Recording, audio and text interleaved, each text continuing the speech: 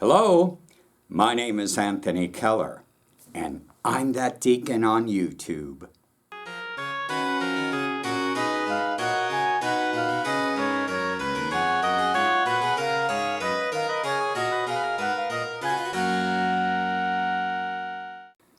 I'm speaking to you today from our church's Undercroft. We have meetings down here. We've had in the past prayer stations.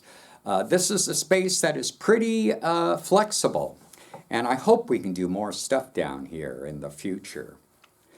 This month, I'm going to just share a little bit about what's going on with me, and then I have our featured video at the end.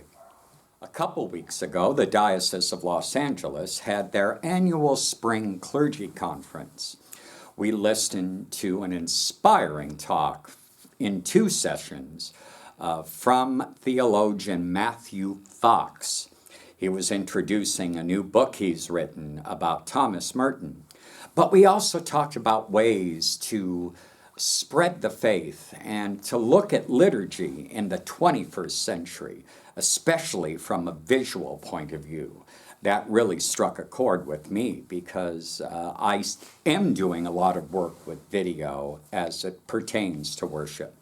So I really enjoyed the talk.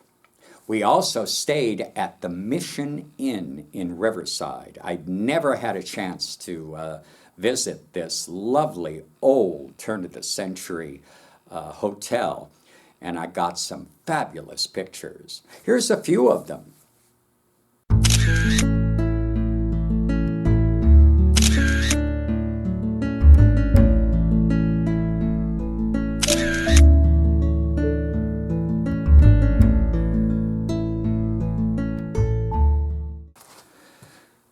So here at the end of May, we have programs that come to a close and take a break for summer, but it doesn't mean we're just sitting around doing nothing. This Saturday, I'm taking a group of parishioners to the Ronald Reagan Presidential Library, about 45 minutes from this location, where we'll see an exhibit entitled Treasures from the Vatican. The one thing I'm really looking forward to see is a painting by Michelangelo.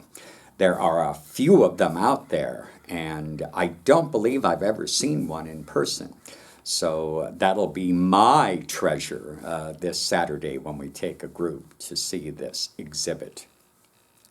Our featured segment this month is a request from Deacon, I believe it was Deacon Maureen Hagen, from the Association for Episcopal Deacons, has asked that I do a video about how to veil a chalice.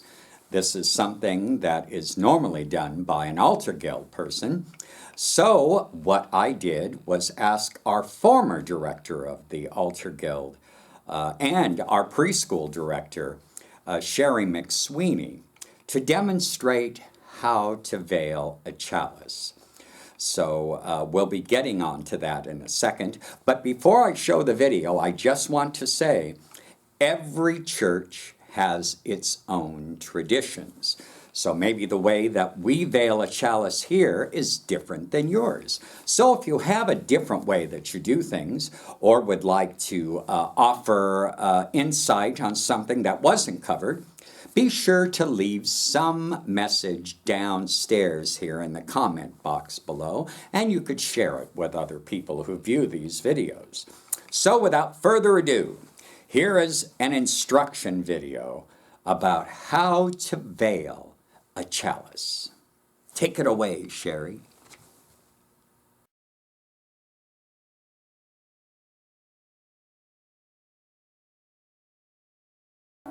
So we're here to see how to set up the altar for communion. We start with the linen that's called a corporal, and it's folded inside out like a book. We place it on the altar, opening it up. If there's any embroidery, the embroidery side is laid out towards the priest. Next, we place the chalice. On top of the chalice comes the next linen, which is called a purificator. We pinch the sides to help the purificator lay straight on the chalice. After the purificator comes the paten, or the plate, with the priest's host. Next comes the pall, placed on top of the paten. The next step is to take the veil with the backside folded over so that the backside is open to the priest. We drape that on the pall, straightening it.